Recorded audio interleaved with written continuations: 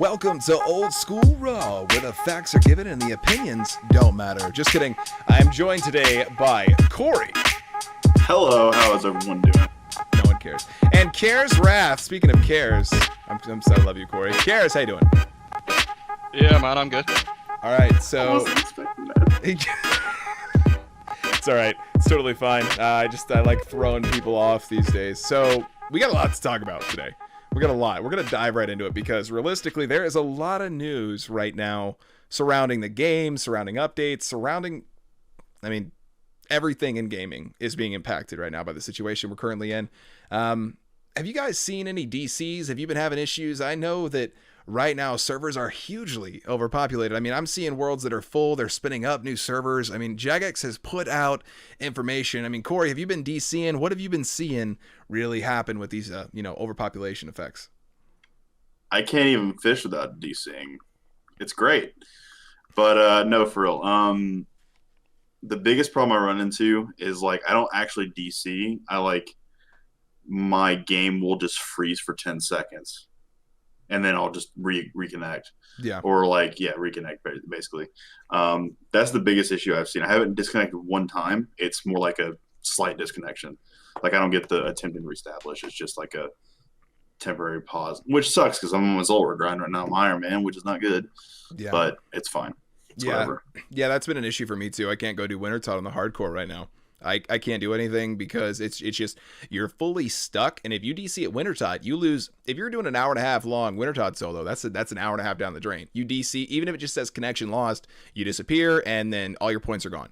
So Absolutely. You're out the way. What about you, Cares? What have you been noticing with that overpopulation?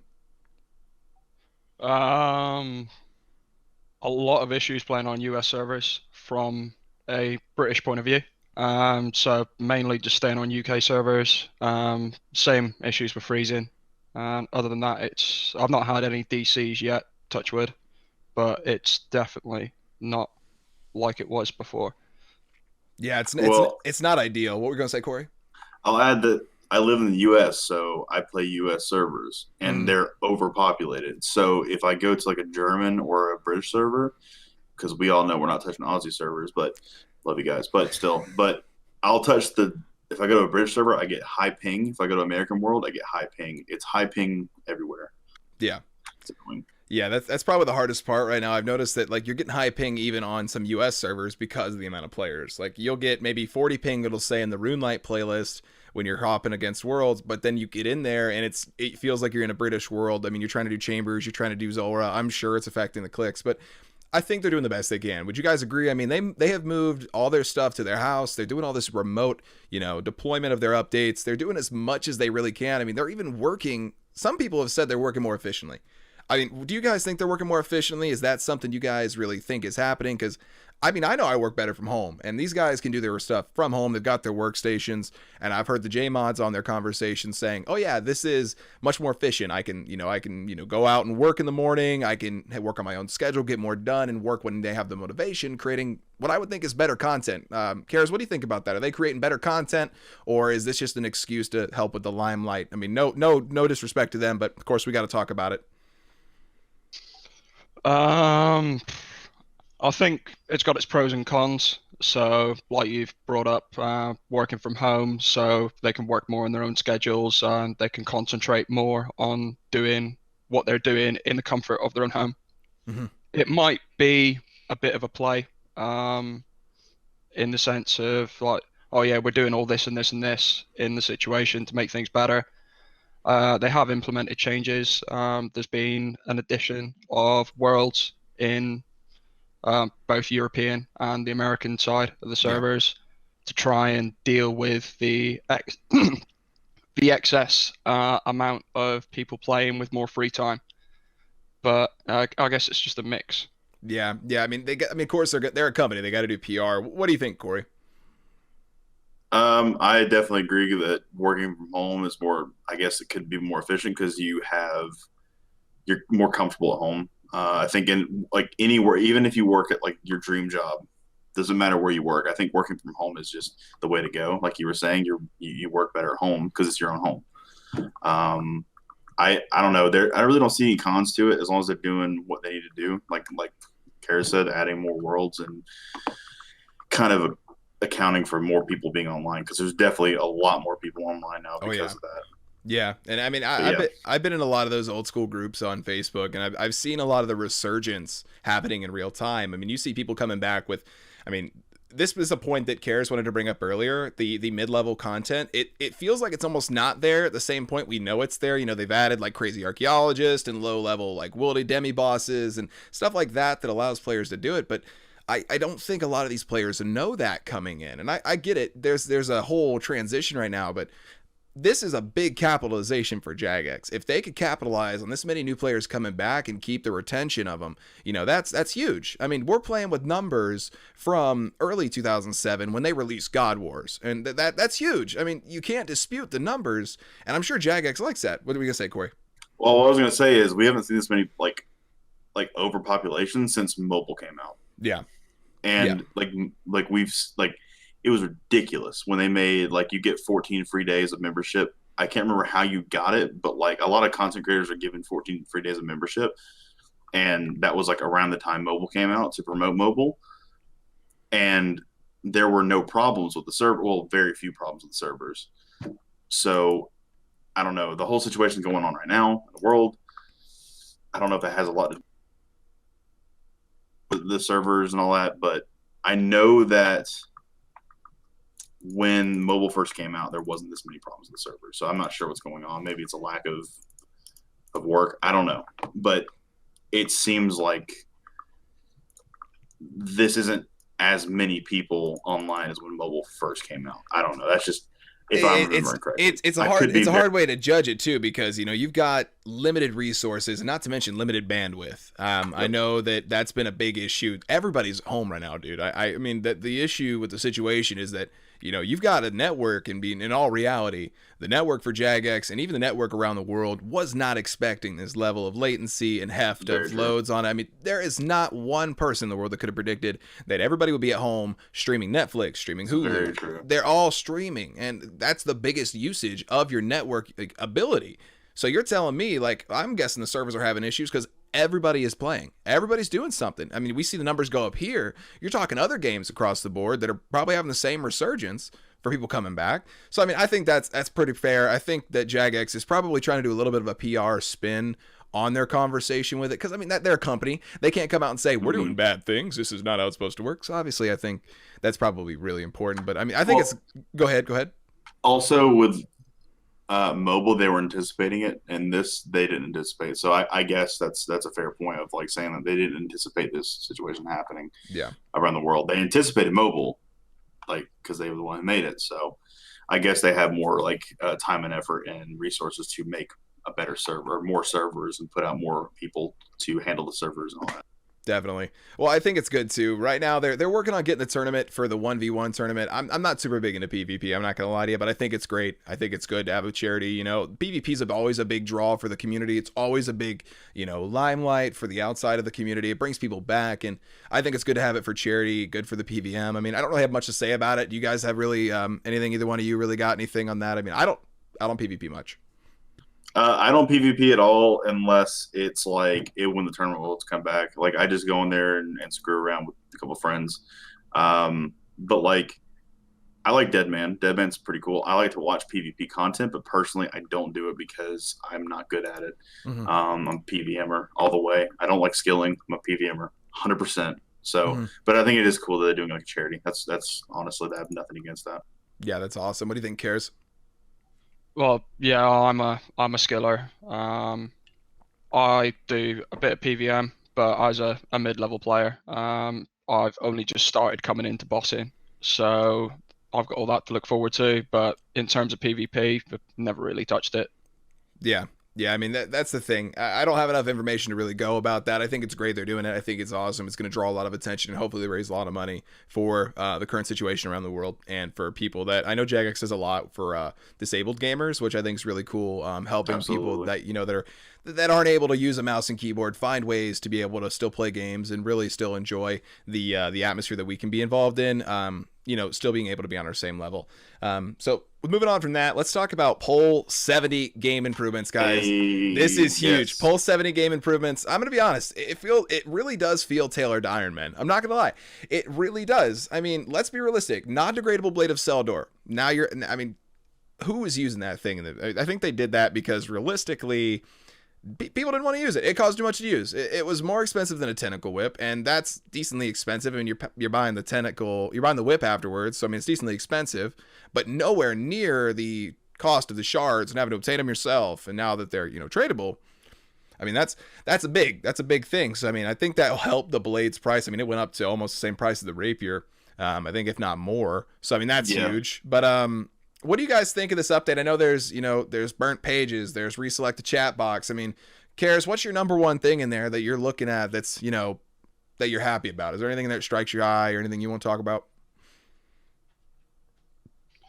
To be honest, the only two things I've really noticed that's made a difference on my day-to-day gameplay is the GE feature. So the last searched items. So if you're constantly buying stacks in the GE, say for example your high alkin, you can just one click on the GE, buy another stack, and then the same with the chat box menu for if you're crafting, smithing, all that sort of thing. Definitely, it just makes things a lot easier.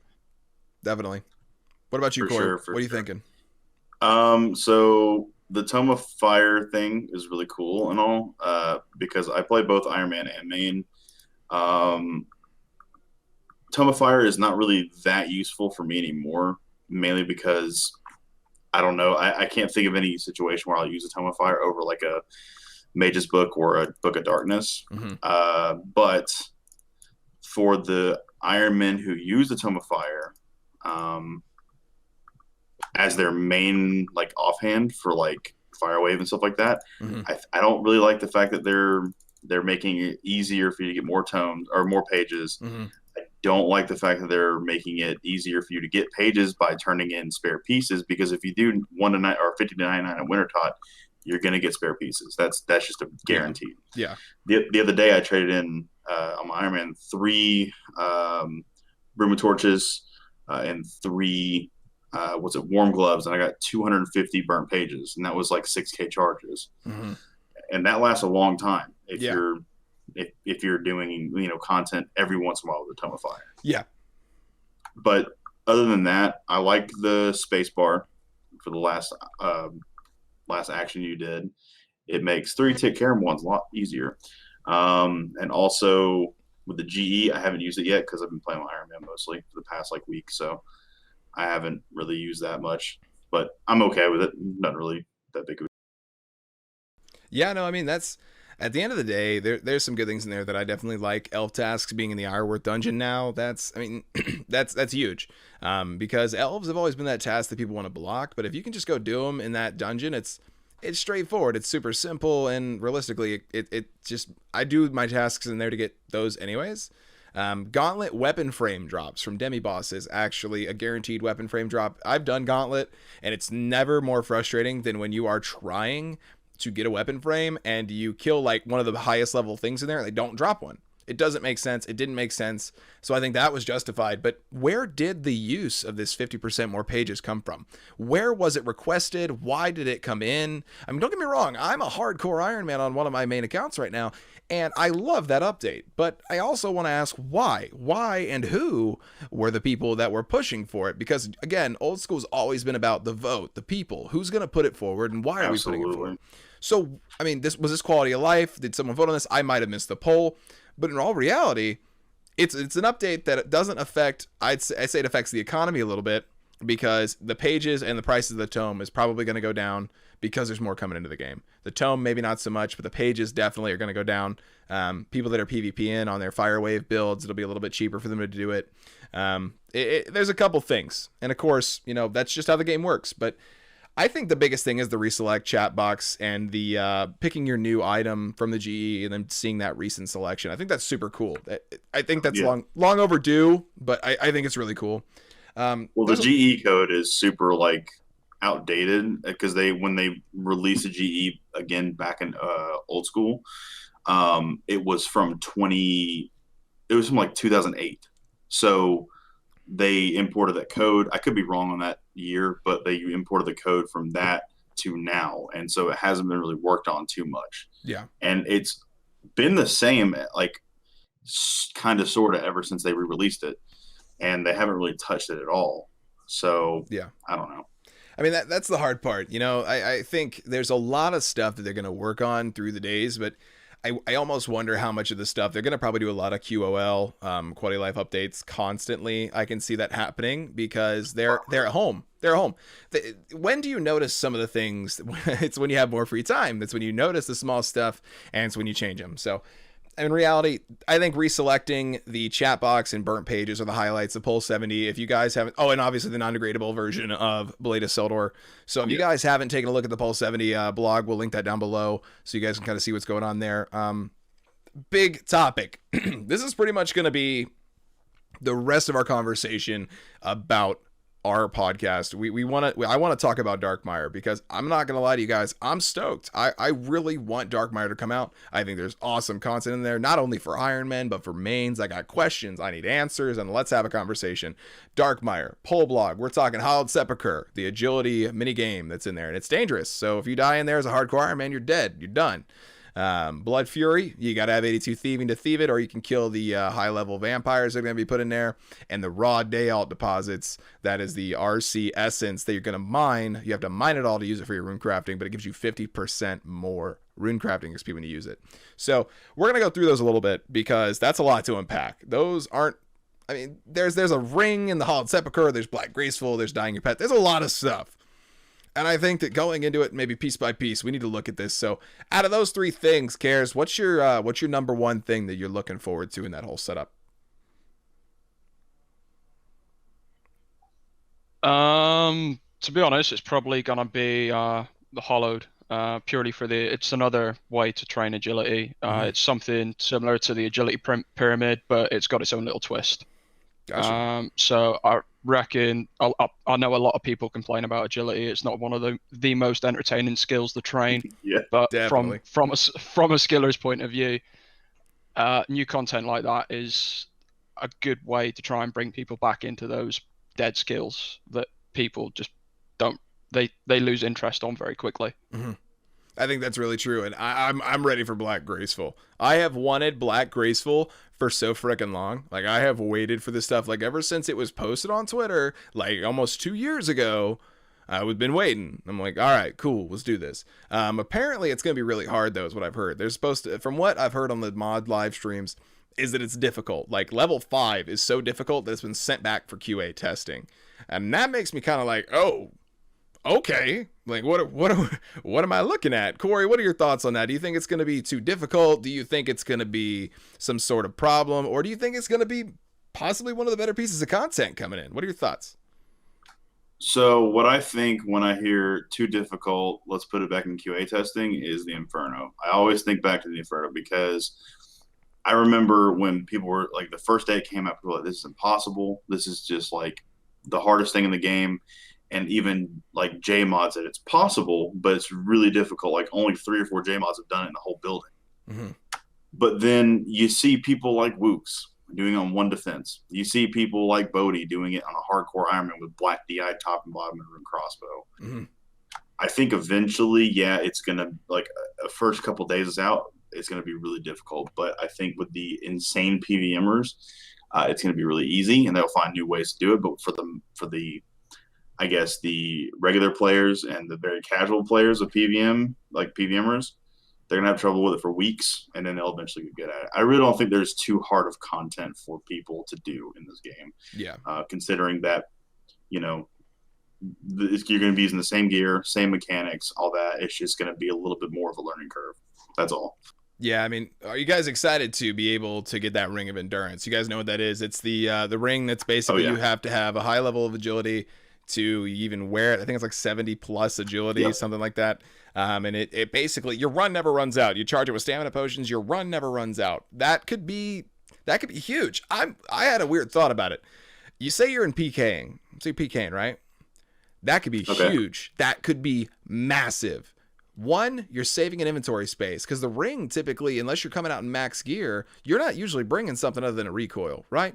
You're not usually Brimstone bringing ring, but brimstone. yeah, Yeah, but that's I mean, it depends if you want to risk, but if you want to save space on pots, now you don't got to bring a stamina. You have unlimited run. So people that are going to be going out there that are going to try to escape from a big team, say you got a guy in max trying to go and fight in singles, he'd probably wear that ring. So if he ends up getting into a bad situation, he's out of there. He can get out of there. He can run the whole wilderness if he wants because he can do a whole lap because he's got the ring on.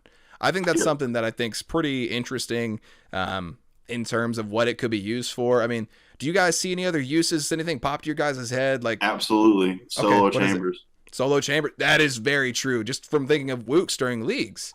That was how he did solo chambers, was having unlimited run. That is huge. I'm glad you brought that up. I didn't even think of that. Gosh. Yeah, solo chambers is like one of the biggest like difficulties is managing your health, prayer, and like switching prayers, and then also your stamina. Yeah. So unlimited run energy for a sacrifice of like 4 range or mage and melee bonus it's valuable, more valuable than that +4 in all 3. Yeah, better than the brimstone there. Kares, what do you think? What other uses is this ring really gonna, be part of the game? Like if you had to buy the ring, what would make you buy the ring to use it for, or what's your big thoughts of what it's gonna be used for? Well, at first I was like, oh yeah, sound, the ring could be used for questing and all that sort of thing, but then you've got to think of like the cost effectiveness of it, in the sense of having to buy that many stamina potions for the sake of doing quests slightly quicker because you've got unlimited run, where you're not going to get the money back from it. Yeah. Then at the same time, that led me into thinking of the likes of ruin runners, all that sort of thing. Like those side accounts with that ring, they're then going to be able to do that more and more and more. And whether that's going to add issues into the game, or maybe something that Jagex needs to look at. That's true. I think that I didn't even think about that. The abuse that could be done with these rings, because you got to think about it. Absolutely. When you runecraft, what do you normally want to have? Or when you charge stamina, or you charge air battle staves, what do you have? Stamina. I think that you bring up an amazing point, because if runecraft runners don't got to stop to take bone runners or anything that's running, those running CCs no longer. I don't know if you can use it for BA. I know BA you got to run around quite a bit. That might be helpful there. Maybe for can't bring potions in BA, I don't think. Well, but you can't bring potions, but could you bring in the ring? Because the ring is charged by potions and it's not a potion. So I mean, that's a gray area. That's something that maybe, because then think about it. How much faster could a leech be for the BA CCs when they can run around with unlimited run as a defender? Because defender, you're running around like a maniac as a defender, dropping on spots. And I mean, that's huge. So, I mean, I think there's a lot of things that are going to be in there. Probably max RC setup is going to be that ring, Eternal Glory, and Graceful with a D pick and a Crystal Shield. I'm guessing that's what it's going to be. If you want to risk that, go for it. If you're going to be in the wilderness, probably get PK by Dorvesta sitting there on the hill, going to slap you out of the game.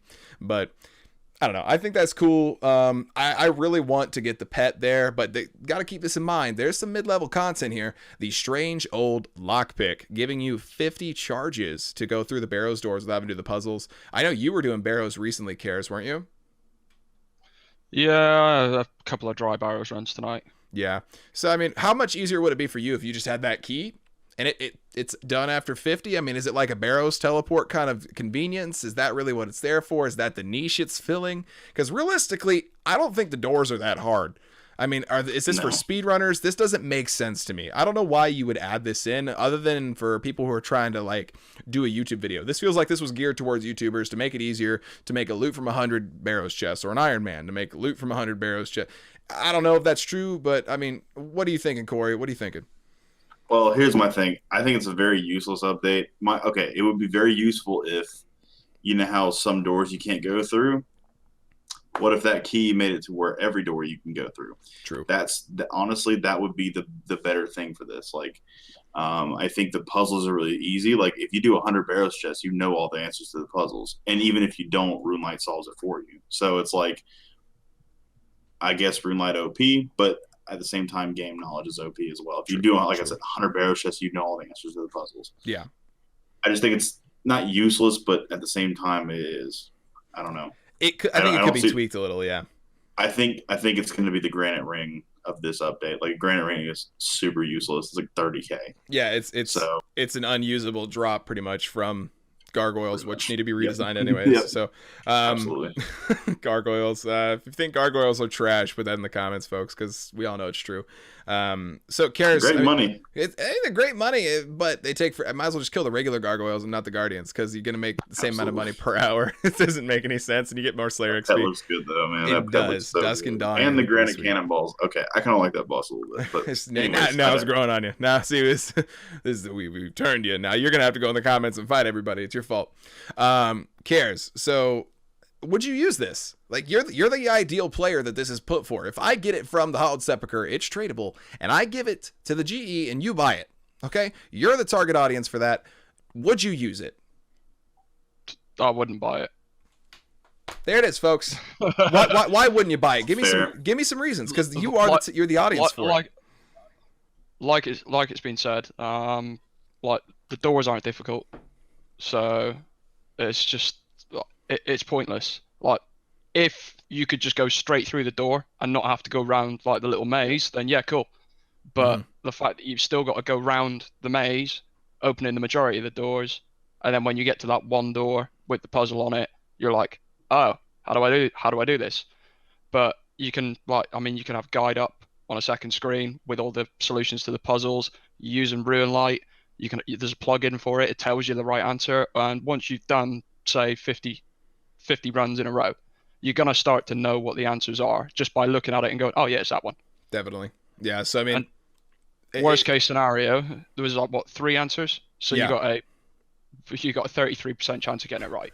It seems pointless. Like, it really does feel like filler, and I think that's a problem with old school. We're putting in so much because people think that, oh, we need to fill every category, which we talked about earlier. You know, making sure mid-levels still have options. But is this needed? I love your option, Corey. I love what you said about being able to open the doors that are not openable, because I think that is huge. I mean, if you can open doors, I mean, if we're wrong, we read it wrong, and you can do that, fantastic. Great update. But if it's the way we think it is, the way we've read it, and the way it seems to be presented, I don't think it's worth it. I think that they're wasting their time. I think it's cool in theory, but in actual usage, we're not looking at it. So, I mean, I think Hallowed Sepulchre, is it an up or a down for you guys? It's an up for me. I think it's got some great options in it. I think that there's Black Graceful's great, being able to dye your pet, Ring of Endurance, Strange Old Lockpick. Maybe it has uses for a couple of videos. Maybe it'll make some cool, entertaining content. Maybe that's what they're shooting it for. It's an up for me. What do you think, Karis? Is it an up for you? Yeah, the majority, it's an up. Okay, Corey, what about you? I'm down. I mean, I always like new content. One more thing about that Barrows thing. Yep. I really wish that they would add, instead of that, like the door thing, they add an item, maybe has 50 charges like this one we're talking about, that it halves the effect of Barrow's Prayer Drain. I mean, that's not a bad idea. That sounds like I mean, come on. There's a lot of really things. Really good for mid levels. It's really good for high level players. They're just not. They're not looking at they looked at a fallacy that is in their client, I think, and not what's runelite. And I think that that's their problem right now. Is who's using their client? Like a couple of YouTubers? Okay, let's be realistic here, guys. I don't even use their client to AFK on another account. It is. Let's be realistic. We'll talk about that a little bit more at the end. We'll talk about that maybe a little bit after at the end. Jagex. So, yeah, Jagex, you're great, but fix your client. It's kind of ridiculous. Absolutely. So let's talk about the Blood Fury. Blood Fury is interesting. I think this has a huge opportunity for the game. One, they should have switched it. Let's start with that. They should have switched it. You should not get to keep your Fury. It should have been a Fury sync. Hands down. If you guys disagree, I will totally listen, but there is no reason it should have been flipped to keep the Fury and get rid of the Shard. Cool, the Shard will always have value. That's awesome. But there's no real big Onyx sync right now other than putting them into your floor for construction. Okay, there's not. Yeah, it's like 10 Onyxes too. Yeah, it doesn't make sense because no one's really using it, and Onyxes have gone down in price. I mean, they've come up a little bit, but the issue here is that it's 10% to heal 10% of what you hit, right? 10% chance to heal 10% of what you hit. You hit a 20, you can heal a 2. Okay? That's a 10, you heal a 1, etc. The issue I have is like, that's powerful. I mean, put it specifically, think about it. Would you now need blood spells in Inferno? or would it just stack on blood spells and Inferno? That's going to make Inferno, in my opinion, it's going to add a healing effect, but it's a double-edged sword. If you're wearing it, you'd have to wear it probably to be your Tribird amulet. You wouldn't wear an Occult, you wouldn't wear a Anguish, you wouldn't wear a Torture. You would wear that amulet because it's a Tribird amulet. It's the Fury, right? Yeah. So, I'll say, I'll just go ahead and say a couple things like about the Blood Fury. Okay. Chomping at the bits. I have maybe 3 places that I would use the Blood Amulet or Blood Fury over a Torture. DKs, some Slayer tasks, like maybe melee neck reels. Yeah, neck reels for sure when you're fighting the superior there. Or honestly, I can't think of any other, like maybe, I don't know. DKs is probably the biggest thing because. What about God Wars? God Wars, no, because. Really? Because, okay, you do range at every boss, and the Anguish is going to be heaps better. You're going to take less damage if you do more damage. Just, common sense. Mm-hmm. Bandos, the meta now is to do Mage range. Yeah. Exactly. Dragon Darts, Arma, or Mage with Ancestral. Absolutely. At Tebow at Sarah. But here's the thing. With the Blood Fury, I do think it should consume a Fury. But the problem is with that, I think Jagex was like, oh, we should not do that because Iron Men need to get Furies, and not all Iron Men get 90 crafting, they get 85. Mm-hmm. So it's harder. Exactly. And also a Fury for an Iron Man, getting it their first Onyx is like, it's hard to do unless you pre-prepare, but I didn't. Yeah. But getting another Onyx would be kind of easier, but at the same time, it's still annoying. I think they're doing it for Iron Man, and I don't like saying that. I don't want to believe that, but I think it's the case. I mean, I'm an Iron Man. I'm an Iron Man as well. I mean, that's the same thing. I mean, I think the thing is for Karis, I want to ask Karis because I think that Karis would be in the category of someone that would use this at Bandos for melee. Yes. Like, because I could see him using Guthans and this Shard in a pair method that would allow him to stay on the same level as some of our high level DPSers at Bandos. Because Karis, you're rocking like base 70 plus stats right now. So you're going there, you can wear Barrows, you can you're close to being able to hold the BGS. So you're going to spec with the BGS. You're not bringing SGS because you don't have the bank. So you're bringing Guthans and potentially a Blood Shard necklace or whatever they're going to call it, a Blood Fury. If you are doing that, you're going to be able to hang with us a little bit longer than if you don't have it, because even if you have a 10% to heal, so say you did 100 damage in total over 10 hits, you were hitting 10s, you were hitting low, because we all know how Guthans is, either you hit a 30 or you hit a 2. But if you hit a 30 with a Guthans or you hit a 20 with Guthans, you heal an extra 2. That might not sound like a lot, but compounding it to how many times you've healed or the 10% chance is going to be massive for you. That could be extra 5-6 brews and worth of food for that trip. So, I mean, what are your thoughts on that, Karis? You're in a different level bracket, different account style. So what are you thinking? And I think that's where it comes in, that it'll absorb the Shard as opposed to getting rid of the Fury. Mm-hmm. Fury goes on the GE for 2.5 mil. A mid-range account like me, 2.5 mil is a good couple hours of skilling, or a good couple hours of PVM in Slayer, mid-range Slayer tasks to actually get that amount of bank. So for the sake of, if it was to absorb the Fury and you've got to go get a new Fury, then mid-range players wouldn't even touch it. Because for the sake of how much they're actually going to make, especially like once you're talking about splits, all that sort of thing. I mean, I've never done Bandos. I don't have the stats for it, so I don't know what the actual like money making levels are on it. But it's whether it would be cost effective. So with the fact that it absorbs the Shard, it's maybe something that I would look into doing. But then at the same time, like everything that I do at the minute, like mid-level stuff, that I wouldn't need it. You wouldn't need it. You don't see that really being something you'd buy. Like, would you buy it in 3 months after the release? Let's say it's stabilized. 3 months after the release, it's pretty stable. Say, like, I'm gonna throw out a number. I don't know if it's gonna be right. I think it's gonna be like 3 to 5 mil. I think 3 to 5 mil is realistic because for high level players that want it, they'll pay that. It's gonna be no problem for them. That'd be like, a tentacle whip is what, almost 2.3, 2.5, because you got to buy the whip, and you lose it after you're doing the rest of that. So I mean, people pay for that already for tent whips, for bossing all around. So I mean, 3 to 5 mil, I think maybe is where it's going to land.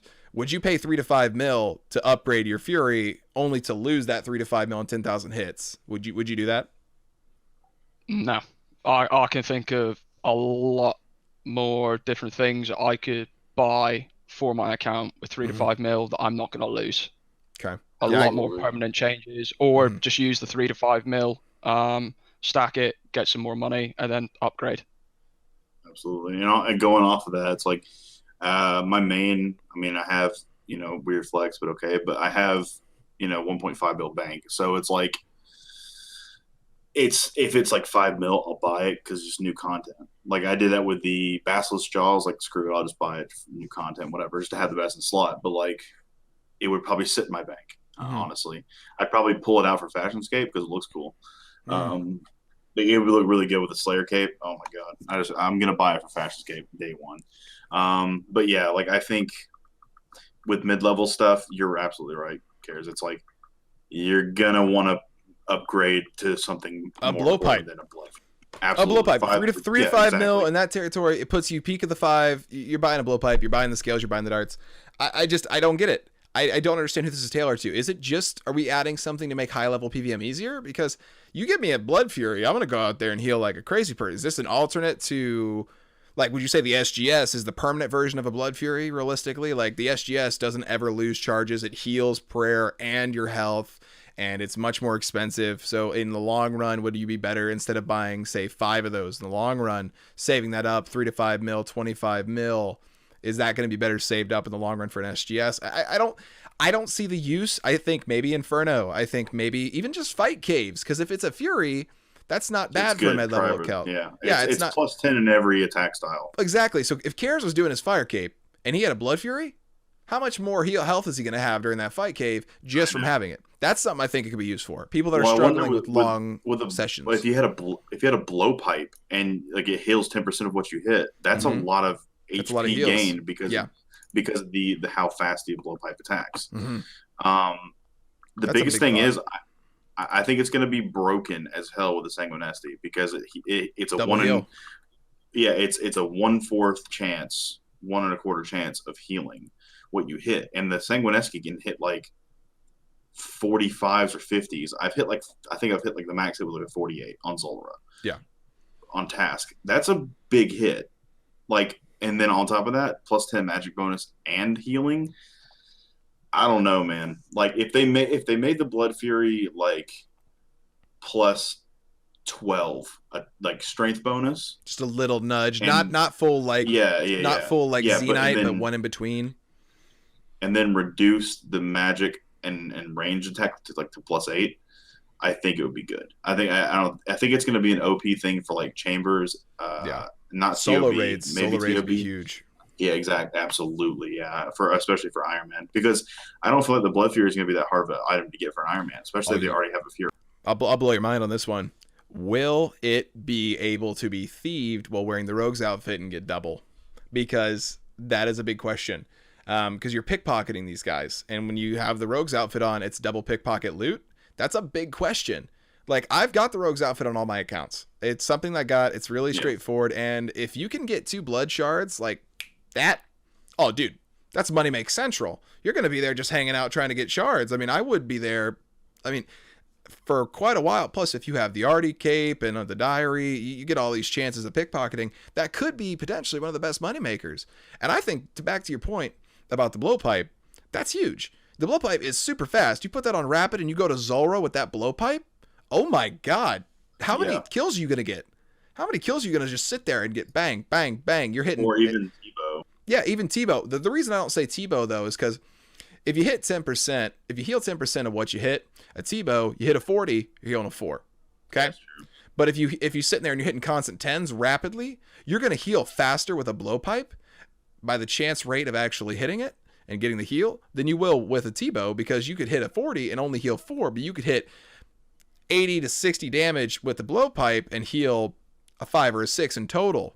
So I mean, that's what I mean. Like, it's a little faster, but obviously T-Bow's meta at Zulrah. You just use it, you get a less than a minute kill. But I'm saying if you want to do long trips, if you're trying to save money, if you're learning a little bit and you want extra health, I think the Blood Shard is going to be effective at teaching people bosses, because it's going to give you that extra shark of an inventory. It's going to give you that extra brew maybe of an inventory that for some players is so needed.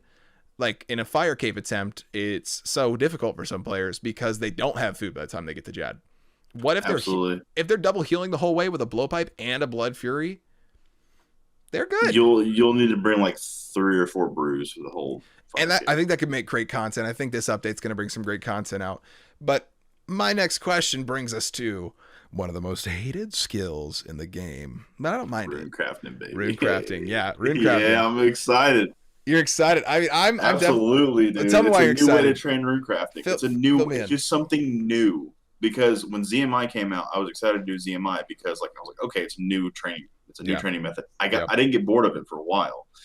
And then when Blood Rune Crafting came out, I was like, sweet, I'm going to go from ZMI to 77. And I just quit because I hate rune crafting. But it's just a new way to train rune crafting. And I'm going to do it because it seems like it's not, it specifically says it's not faster than any rune crafting training at that level. More AFK.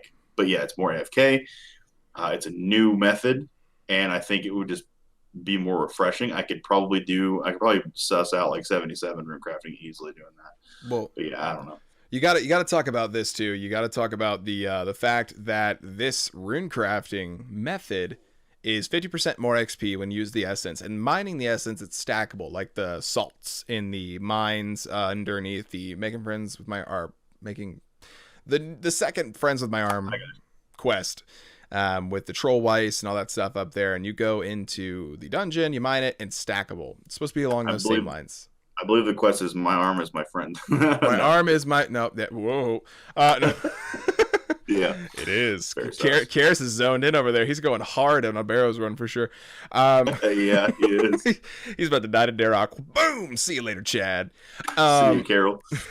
Well, my big thing is you know it's stackable, and then you trade it in. And to me, that sounds like Iron City. Like that's if I'm editing a video, I'm going to be doing it because, why not? If I need the pure essence and as an iron, a low level iron with low level like Slayer, I don't have pure essence yet. I don't have that. Absolutely, yeah. So the best way for me to gain it is going to be going there, mining it, trading it in, and then doing my rune crafting. I'll get double XP. I'm just curious about what the XP is going to be per hour. 50% more XP when using it. It's not double, just 50% more. So technically like a quarter plus more what you got. But I think it's huge. I think that's going to make rune crafting not necessarily AFK because you still got to go do it. You still got to go do absolutely.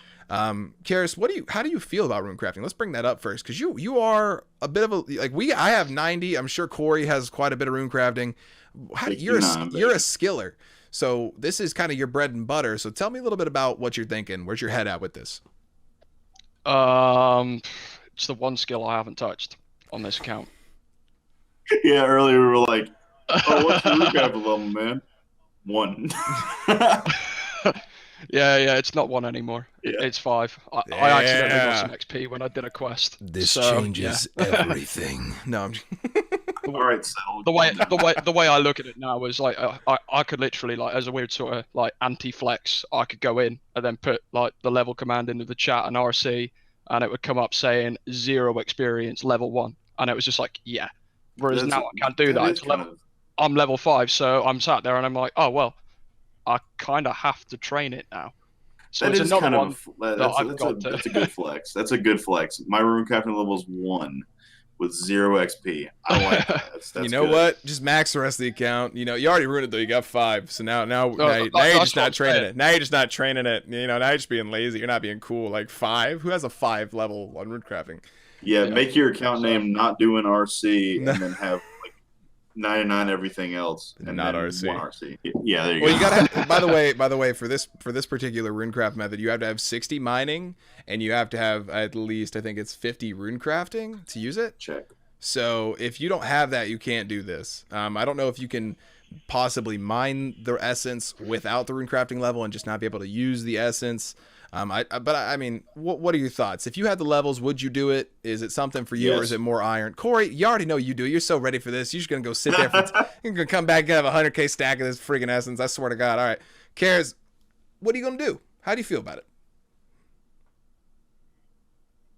I mean, personally, I'm probably going to be spending all my time doing the agility. That's my favorite skill, so I'm probably going to be doing that. But it's something that, depending on what it's like, I'll maybe give it a day or two. Depending on what the hype is, I'd probably end up trying to smash out the 45 levels of runecrafting to be able to go in there and do it. But yeah, I don't know. Personally, I'm not feeling it. But then, like I said, it's a skill that I've never enjoyed. I'm pretty sure I've got more summoning XP on my old RS3 account than I do on any runecrafting account I've had on old school or RS2. That's funny. I like that. And summoning sucks, so I feel you on that one. Don't say the forbidden words. You said the forbidden word. He said it again. No. You should have never come here. You've crossed the lines. Anyways, that's Darkmeyer. That's what it is. Darkmeyer is going to be huge. It's going to be big. If you got questions in it, put it down in the comments. But I will say this. Let's talk a little bit about, of course you ran. I spilled water on myself. That was great. He's like, is there any water in here? My big last point here is, you over there trying to showcase your champion sweater. Get out of here. By the way, can we just note that Cares put that flag up just for this recording? Like, we got on to the video and he put that flag up specifically for the video, and I'm dying because I'm not saying he can't be. It was just funny. He's like, all right, we're gonna have a camera. So I'm gonna put this up real quick. I am too. Look at my keyboard. Yeah. You're all American. We get it. I'm American too. So if you are so patriotic, let me tell you. The big concern I have here is let's talk last little bit here, just a little bit about I'd say the client, runelite. We're gonna have a conversation because this is getting kind of out of hand. I looked a little bit. I did some deep dives on runelite, and it's kind of crazy. You know, there's so many plugins you can use. I mean, there is a lot out there, and it's dangerous. I mean, what's usable, what's approved, what's third-party usage, what's going to get you banned. I mean, granted, if you're doing something you think might get you banned, don't do it. That's usually step one. If you think it's a problem, probably don't go on with it. But when is it not okay to do something in runelite? Like, what do you consider when you use runelite? What do you consider that would be considered cheating or necessarily an improper advantage to the game, not the way the game was supposed to be played? Because there's an argument out there that tile markers are a cheating part of the game, but I would disagree, saying that it's impossible to know every little square of Jagex because there's no differential on the ground texture to allow us to change it, and those tile markers have made it a little bit easier. I might just be saying that because I don't know where to click and I have bad vision. But Corey, how do you feel? Is it tile markers? Is it NPC overheads? Like, what is it? For me, the biggest thing with runelite that I don't know. There's not much in runelite that I use. I use the basics like cannon overlays, the next degrade of boosts, all that good stuff, and like orbs, XP orbs, and drops on the ground. I don't really use a lot of the runelite features that are quote unquote scandalous. The only one that I use, and I have been using, since I've used runelite, is the menu entry swapper. Mm-hmm. That just makes banking a left click. That makes getting a new assignment from Slayer Master one left click. Last destination on a fairy ring left click. It's ease of access, not breaking the game. Exactly. But the thing is, though, it is technically it is like kind of exploiting the game because it's swapping something that's not intended. But I still use it because it's not bannable, so I still use it. Yeah. What about you, Karis? What are you thinking, man? Like, I know you've kind of been coming back here. You're getting into the grind. You're getting your gains back. and you're playing with RuneLite, you know, you're starting to see it a little bit more. I know a lot of people played with OS Buddy a long time ago, and things are different now. So, I mean, you coming in as a different tiered player, what are you using? Like, is there something that you feel is cheating? Is there something you feel is unfair? Is something you don't understand that others understand that's making it harder for you? Like, give me your thoughts. So things that I mainly use, skill calculators. It's very, very easy to be able to just go in there and go, right, I need to go from this level to this level to be able to do a quest. How many of this do I need to buy? So like, say for example, like I went from 53 cooking to 70 cooking for recipe for the disaster a couple of days ago. Literally within a couple of clicks, I knew I had to buy 4,500 lobsters to cook to be able to get up that amount of levels. Done. Gotcha. That's huge. Another one, loot trackers. Use them all the time on Slayer tasks, anything like that. You kind of tell, and you can also see with a loot tracker a drop that you may have missed. Say, for example, you're cannoning, and then you get a high value drop, and you're busy concentrating on what you're doing because you're doing melee on the side. You've just got your cannon like going off in circles, doing its thing, and then you can sit there and you can go, oh, high level drop there, and it might have been out of camera view, something like that. It's easier to track those things that you could have missed. But I think the most OP thing with the RuneLite client that I've noticed is the aerial camera.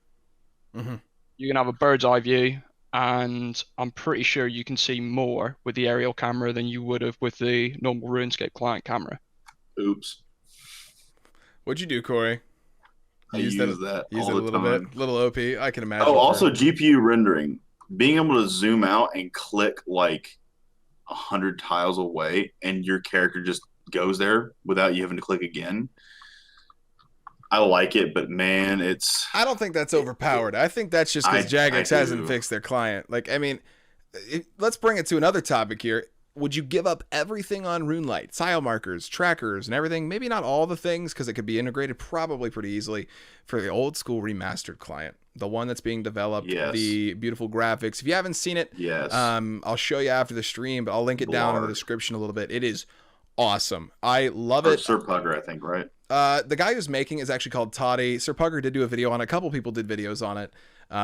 It's pretty cool. It's honestly... Shout out Sir Pugger. Yeah, everybody. Woot. No, the issue that I've had with it is that my concern is how many levels does the guy want to create? Because he's talking about creating a cleaner version of old school. So it's not over the top graphics, just a little bit of smoother textures, lighting, animation, which is kind of already there, but a little bit more buffed up. And then you're talking the pre-EOC, like shaders, lighting, all that stuff that released when the graphical update released. You could walk 2 steps and it would freeze, walk 2 steps and freeze. And then the big one is like, it's the Unity engine, and it's just huge. It is everything shaded. Water looks like water. Trees look like trees. It looks like real life. The shading from the sun coming down from the sky. It is by far one of the best looking clients I've ever seen for old school. And I mean, it makes me really hyped. And I know, no joke, I would drop everything from RuneLite just to do that client. I don't know if you guys would. I love graphics, and I love lighting, and I love feeling immersed. And don't get me wrong, I think old school has a huge amount of, character to it, character, nostalgia, and that's why we started playing it.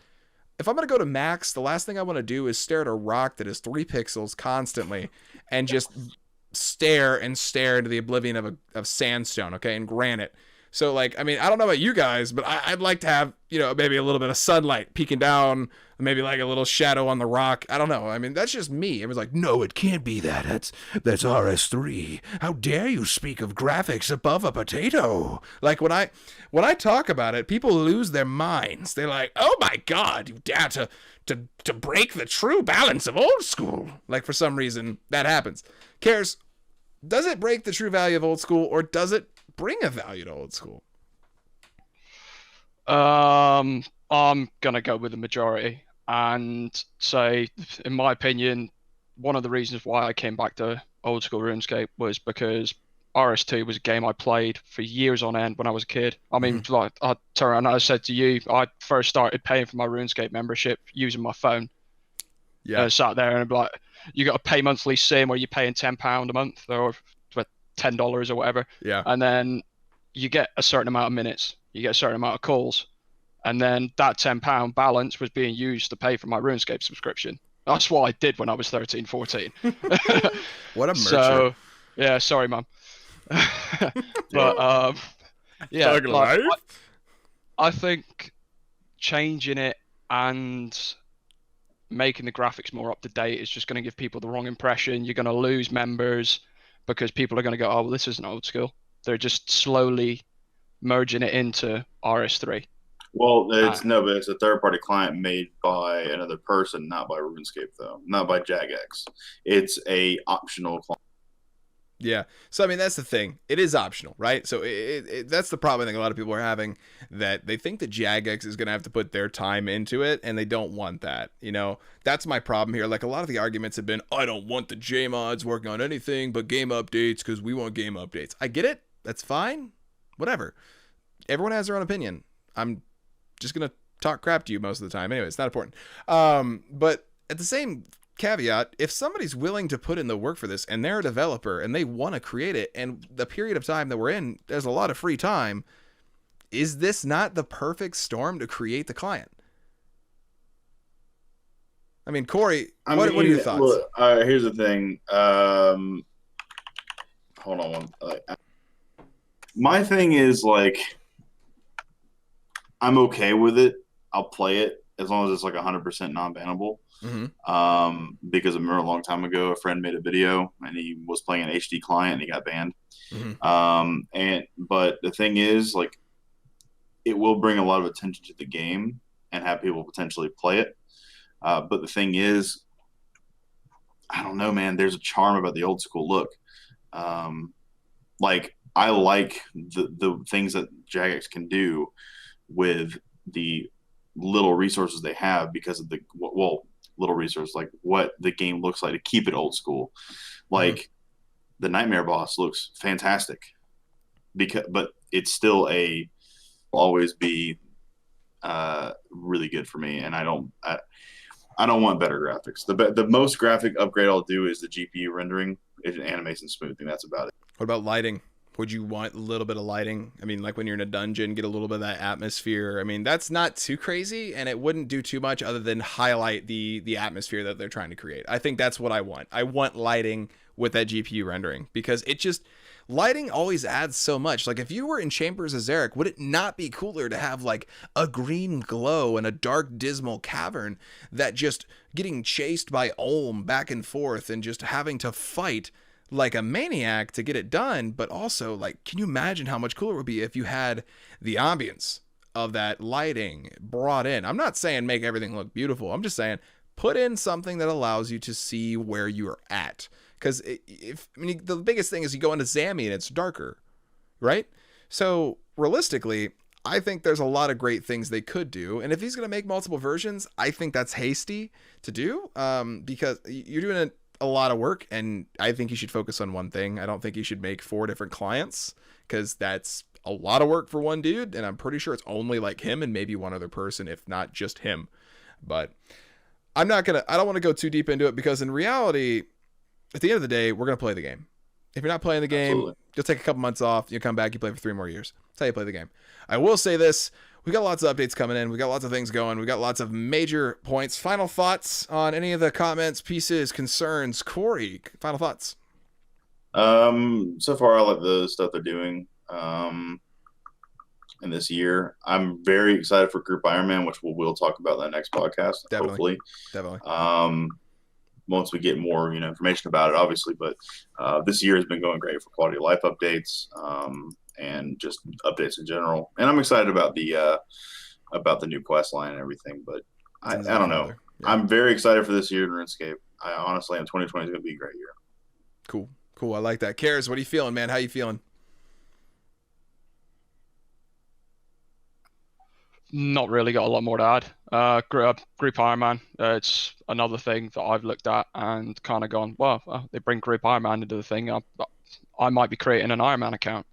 And I'll be back to having 2 accounts again. But yeah, I don't know. There's a lot of positives. There's a lot of new things being added, with more possible things in the mix that we can talk on a later date. So Yeah, Definitely. it's all good. Definitely. Well, thank you guys for being here, hanging out, chilling, and being yourselves and partially pricks along the way. Just kidding, I love you. And I will see you guys all in the next episode of Old School Raw, where the facts are given and the opinions don't matter. I'll see you guys later. Bye. That was fantastic. I love that. It was great.